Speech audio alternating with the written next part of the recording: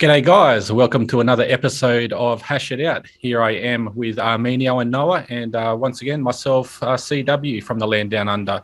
The topic today on Hash It Out will be DeFi hacks and DAO governance and governance of projects themselves. This week we saw the exploit for Harmony Horizon Bridge. So that was a $100 million exploit. What do you guys think about that one? It's another day in crypto.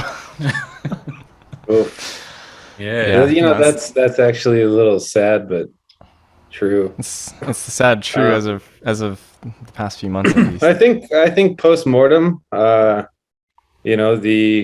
mechanism that was securing the bridge was a multi-sig that consisted of 5 parties that needed to clear a 2 of 5 threshold, and apparently someone exploited 2 of 5, so off they go with the 100 mil. Yeah, it's as easy as that. Obviously, there's a little bit sort of more complicated terms on how they actually acquire that sort of that 2 threshold. It's a big thing that comes into the governance side of things as well. Is how do you govern a project, but then also keep the threshold of the multi-sig safe. Obviously, there's that counterparty risk of people sort of exploiting and then just going to town with the funds, being able to sign any transaction. Yeah, I'm not too familiar with that bridge or the structure of bridges in general. It's kind of something I don't know a lot about. Excuse me, but how does that work? So 5 wallets. So this is how it generally will work. Okay, So you have a multi-sig wallet on 2 different blockchains, and they have the ability to basically lock tokens on one and release or mint tokens on the other. And so it gives them the ability to create like a synthetic asset on another chain. And so oftentimes what will happen is when these hacks occur, you will have someone spoof multi-sig, which then tricks the other side of the chain to mint tokens, and off they go. Yeah, we saw that in the Ronin hack. It was 120,000. There's too many of them now. I've lost my train of thought. The wormhole hack, there was 120 ETH sort of minted on Solana. That was WE ETH, I believe. And then obviously they've transferred that back onto ETH as real Ethereum. It seems awfully centralized to only require 2 of 5. Well, even 5. Like, doesn't that seem really weird? Like an entire. Yeah, it is. It is. It's one of those things where it's not automated. It generally will require user activity, right? And unfortunately, one of the main drivers for transferring assets between chains is DeFi, which is usually time-based trade. So let's say there's a price differential on chain B, and I see that from chain A. I want to try to get over to chain B as quickly as possible to exploit that price difference. And, potentially it's basically like a form of MEV, maximum extractable value cross chain. Now, being that speed tends to be the primary motivator, and you do need some sort of, approval, some signature to release funds.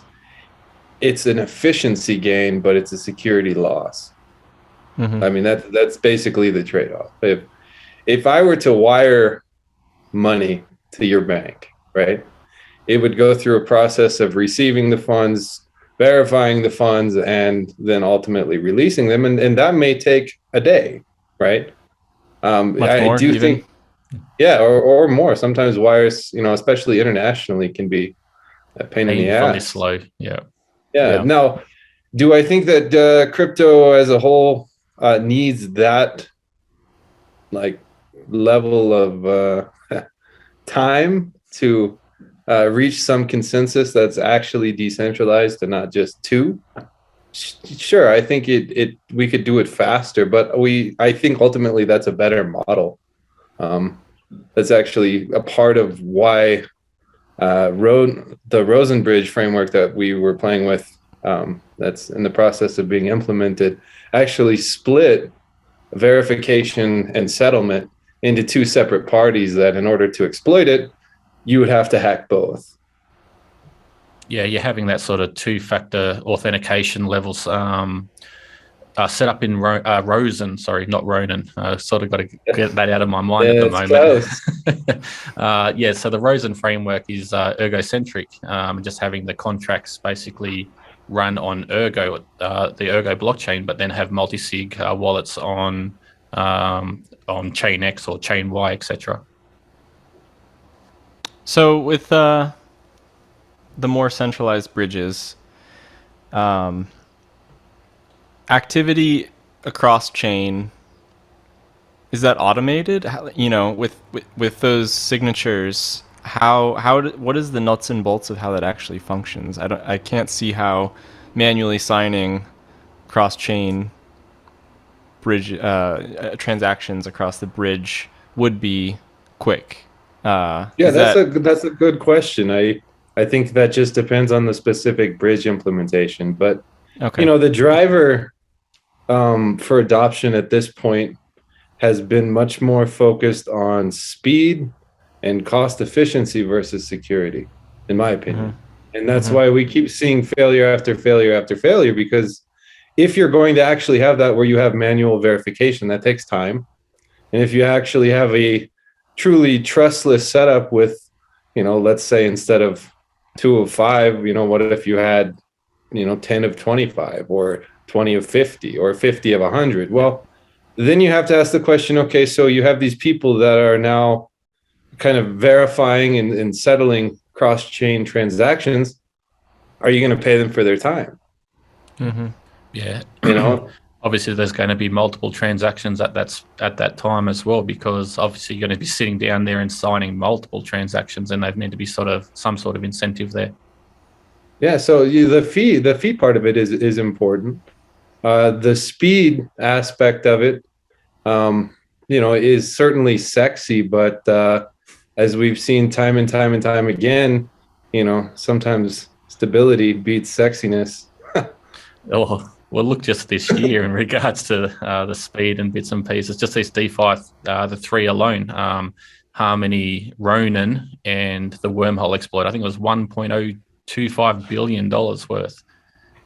It's just ludicrous amounts of money in the hands of a couple of sort of signatures.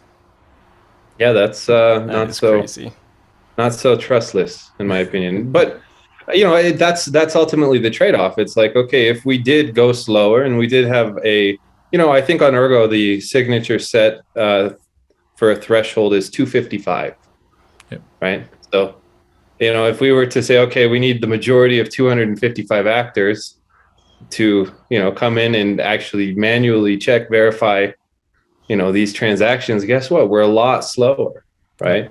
I don't think Rosen's certainly going to build up to 255, but just for a thought experiment, suddenly that arbitrage opportunity does become a little bit less appealing. And that is one of the larger drivers of cross-chain. Yep. I think there's probably a case for just like with everything in crypto, it seems like people are always trying to find the best or the most secure or the safest or the fastest. But I think there's room for a spectrum of different solutions. I think that's right. The question I think it really breaks down to is assumptions, right? Because we do actually have some bridges in the crypto space that are just pure custodial bridges, where there may be like one dude that's like, oh, I'm in charge of minting and and so in that case it's like, okay, well a bridge at that point is literally a full-on choke point. security wise. Like I've seen that in a couple of projects even where the person that has the one signature for the bridge exploits it, and then adios. So it's really important that, okay, if something is fast, right? If you would have known that that bridge had a 2 of 5 consensus, would you trust it with $100 million? Yeah, well, who has control of those signatures? That's another sort of risk as well. Obviously, there's a lot of anonymity in regards to cryptocurrencies. Who's running with it? In theory, you could have it set up to where it takes 5 signatures and it's still one dude. Still one person, exactly. Right. Yeah, I didn't even think about that. Yeah, you just control of the 5 wallets. So it is a area where the assumptions need to be very clear, so users at least know the risks that they're taking.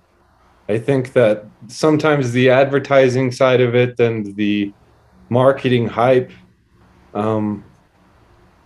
just take away from, like, okay, what is the quality of this design?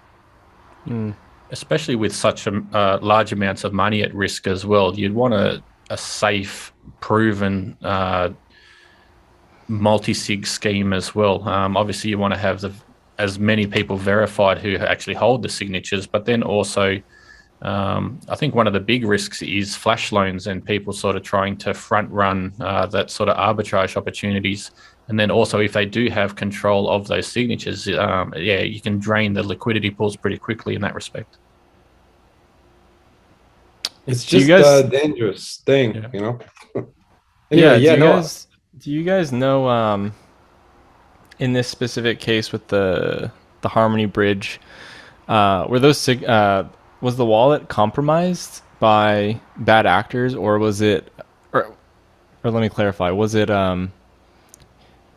was the wallet hacked, so to speak, by people trying to gain access, or was it people involved in the project that were committing I believe crime? It was the first.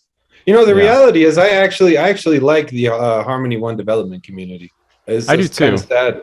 It was kind of sad to see them get kind of take one on the chin for something that the majority of the developers, I don't even know if they knew what the trust assumptions were in that specific case.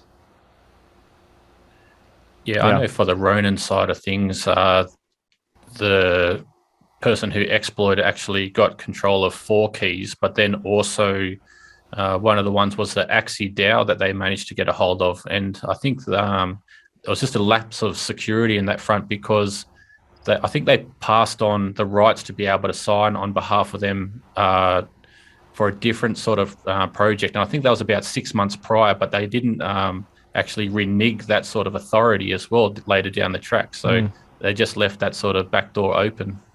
And I guess, like you guys were saying before, if one person manages multiple signatures and somebody is able to, phish them or hack them, it makes it a hell of a lot easier to cross-chain stuff gets messy. The reality of it is, we've seen that not just with the actual, bridging mechanism itself, but I also think that, looking at like UST as a good example, when that kind of went nuclear, there were a lot of, DeFi protocols across multiple ecosystems that took damage because they inherited a liability. Yeah. Yeah, there's lending platforms which will sort of put up, or someone can put up collateral and then obviously borrow against that. And then obviously they're sort of affected by the the death spiral that sort of took on. I think also with the governance side of things that plays a big part of it is actually who has controlling vote and the transparency around that sort of thing, especially around DAOs. I think they can become quite centralized in regards to who actually controls them. And I think I mentioned it earlier, but in regards to flash loans, people sort of taking out a flash loan, building out a large fund to be able to vote in favor of a proposal that they might see an interest in. Yeah, I think there was recently governance. Oh, go for it. uh, No. I think there was recently a DAO on Solana where the project tried to invalidate the votes of a whale because the whale's votes were in favor of like draining the treasury or something. So it was like on one hand the DAO failed, and on the other hand the project failed because they were able to choose to not. It's just like bad in all ways. But Yeah, yeah, it's DAOs are tricky and governance is tricky. yeah. Well, governance is tricky even with the self. You Mm-hmm. know, the self governance is a tricky thing, and then when you add other people with conflicting, opinions, it's a hard question, right? Okay, coin voting tends to be dominated by whales, right? Inherently, Certain, yeah. yeah, certain things tend to also be largely affected by profit and time horizon, right? To where if CW is kind of staked and invested in a project for 10 years, and Noah and I show up and we're looking to pump it and hit the door, um, you know, It's really in our that's character to do that. that's a problem, right? Well, yeah, I mean that's something that is always interesting to look at with these governance schemes. Is it's like you have different people with different time horizons and different types of investment in the project. Some people are actually trying to build something long term, and some people are just looking to exit. Yep. And so it's like, okay, well, if you were like, okay, I'm going to be a voter in Colorado, but I'm actually leaving next week, and I'm just hoping to pass something that helps me leave with a little bit extra money. That's hard to say that vote is really quote unquote has integrity, so to speak, whatever that means. Mm-hmm. Yeah, That's a everyone's hard. got their vested interests in everything. Obviously, whether it's a short time frame, like you were just saying, or something that's more extended. Ultimately, the whole game or name of the game is to extract value. It's just a matter of sort of how quickly you want to do that. Yeah, it's a hard question. I can't Yeah, say I know. and with governance tokens too, it kind of falls victim to the problems of the real world. Like all the issue we see with voting and blah blah blah. Whatever. Because if you have power in the real world, you can acquire more governance tokens, and it becomes very not decentralized and very much just a reflection of Yeah, how much wealth you Armenio have. just touched on that as well, like with a DAO or even just the governance tokens themselves. Governance kind of gets taken over by the whales or the wealthy. You have the wealth there to be able to acquire as many tokens as possible to obviously then vote in favor of a proposal which suits your interests. Mm-hmm. Exactly. Yeah, to be honest, if this is an unpopular opinion, right? So for me personally, a lot of DeFi, in my opinion, should be immutable. Shouldn't have governance. That way, once the game is in motion, you cannot change the rules. And then it's a matter of saying, okay, well, hopefully the game was designed properly, and there was a matter of,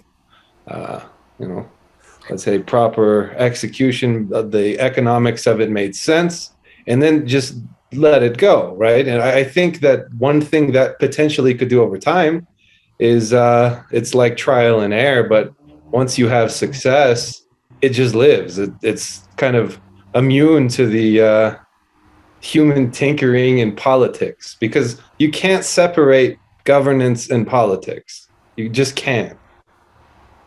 Yeah, exactly. Yeah. I think one good example of that is Compound. I believe they're sort of just running on the contracts, and I don't think we've seen any exploits from that. I think it's just sort of sits there and runs as it should, and obviously that's just the code doing as it's written as the way it should have. Yeah, I'm curious, Armenio, maybe you can talk a little bit about the governance structure of SigUSD. I know there's been Sure. some conversations about it, and I think for a lot of people in the community, maybe it's a little bit opaque on how that works. So it'd be cool to hear about the. Sure. So I actually hold a governance token to SigUSD, and I'm not exactly happy about that. I was hoping one day I could just burn it. Like that's my end goal, is just burn the governance token. But I've held on just in case of like a, crisis level event where I have to represent the community. Basically, what it has is it has 5 different tokens that can be sent to change the NFT that connects the bank contract, which allows us to essentially kind of like fork or upgrade SigUSD. Now, in saying that, I have heard from some people, and they're like, well, I made a bad trade, and so you need to fix this. And, reverse that's transaction. Yeah, it's like you need to make my position more profitable, or you need to, help me in some way. And I'm against that. It's politics, right? Because as soon as you change the rules mid-game, there's going to be a loser.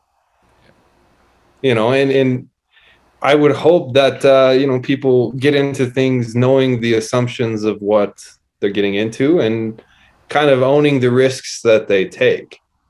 Now, I certainly think that the industry as a whole, and probably even SigUSD, could do better at having things that are kind of like onboarding educational tools, so people understand the products and the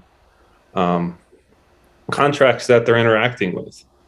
But when you get into the politics side of it, like let's just say for fun, everybody that had taken a SIG reserve position and lost money had a governance token, right?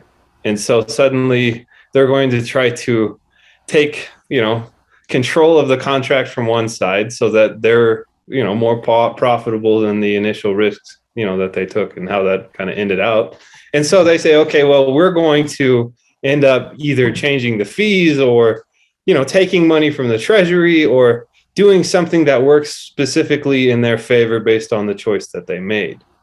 That gets into politics, and it gets messy really, really, really quick. So for me personally, I lean much more towards the sides of, let's build things that we understand, that are clear, and let's make them immutable. That way we're free from that type of influence. Because, the reality is, it's exploited. People are greedy, and I think inevitably people will try to stack the deck in their favor if they're able to. Yeah. So, sorry, go ahead. That's an unpopular opinion in terms of like most DeFi, but I lean very strongly towards just eliminate governance as even a possibility, because suddenly you have just clean code that you have clean survival code of the fittest assumptions. yeah, and then it's like, okay, the game is set, the rules are known, have fun. That's exactly what I was just about to touch on. Everyone has the known assumption there of all the rules on the table, and away you go. Obviously, they can't be changed later down the track. Yeah, so just to stay on SigUSD, because it's an interesting example. There was the SigUSD V1 contract, and my assumption is that V2 came about as a result of governance with those 5 tokens, right? No. It was a complete new framework. Oh, okay. Right? So to some degree, it was V1 is still technically a contract. It's immutable. Now, that's kind of its own interesting story. Sometimes you got to be careful. It was a really intriguing story. Yeah, well, it was one of those things where a lot of the people that initially built that did not think it was going to be very popular, because, at that point we didn't have a DEX on Ergo. So why would you want a stable coin, right? It was like it's going to be a minimal thing, and then hopefully it'll grow. And the gates opened, and suddenly there was like speculation that Sig Reserve was some like leveraged long on Ergo, or who knows what people's assumptions were. And a lot of people got in really quick, and then the bear whale showed up. Yeah, that was an interesting time, wasn't it? Yeah, it was it was painful, to be honest, but that's the downside to immutability right there, is when you do have some sort of flaw, right? You have the flaw found usually pretty quickly by smart people that are looking to exploit something, and then you get iterative versions. Now, if that I think that if we could go back in time, certainly there would be like, guys, we need to not ape into this. We need to be careful, see how it works. That certainly would have been wise looking back. Well, that's another factor as well that plays into it. Obviously, everyone can know all the assumptions in the world, and then the ape factor comes in, and they just see one little sort of snippet of hope and just ape in. Yeah, I've even heard stories of like a developer on Ethereum was just launched a smart contract to test and tinker with it, and then woke up the next day and there's like 2 million in it. Sounds about right. Yeah. That's crypto. So it's I do think that iteration and improvement and ultimately risk management on the user with clear assumptions is the best way, my opinion. I think governance is always going to be messy. It's going to devolve into politics, and then politics is driven by incentive, and the incentive isn't necessarily in alignment with like, let's create stability and long-term value. Yeah, I think one of the most controversial things that's kind of popped up in the space actually was in 2016 with the ETH DAO hack. Obviously, there was a big financial sort of risk there that was sort of being taken advantage of, but then also the politics that's coincided with that, with the ETH Classic fork and everything. Obviously, a lot of the people on the ETH Classic side think the code is immutable, and obviously they've continued down that road. But then on the flip side of that, actually reversing the transactions and moving forward, it's a very controversial topic. Yeah, it is. The bottom line is you get into what I would call ethical triage, right? At that point, there is no good quote unquote option. It's triage is where you ran out of medical space and you're basically treating people out and beyond where you have the facility to care for them. So you basically get into an ethical triage situation, and there is really no winning. It's a fascinating topic. I would say I tend to favor immutability. I tend to go towards ETH Classic because the rules of the game were what they were. Now even if there was an exploit, that tends to, be painful. That's an unpopular opinion. There's probably, Ethereum is net quite a bit larger than the Ethereum Classic. So I would assume that inherently reflects something to do with where people land on that decision. But if you're going to have P2P, finance, you can't really have a referee. Yeah. Very well put.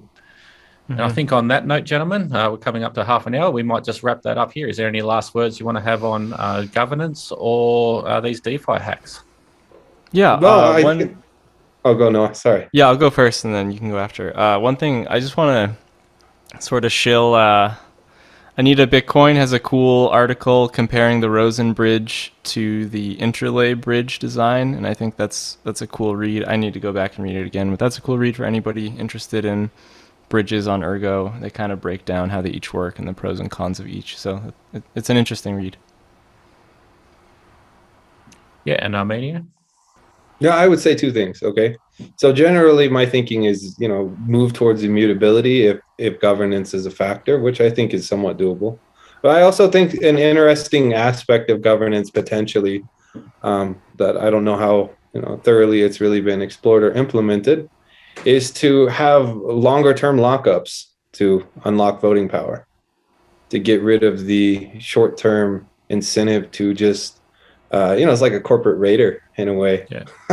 Well, exactly. Like I said earlier, you have the flash loans where you can come in, even in one block. Basically, you could acquire the funds, do a vote, and be out within sort of a matter of sort of minutes or seconds. that sort of ties into what I was about to say. Obviously, in regards to the multi-sig, is knowing who has control of the signatures and the quantity, etc. Obviously, there's a lot of assumptions that kind of go into that, like we sort of just touched on.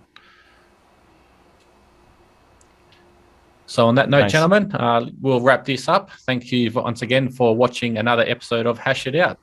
Take care, guys, and look forward to chatting on the next hot topic next week. Have a good one. Yeah, you too. See ya.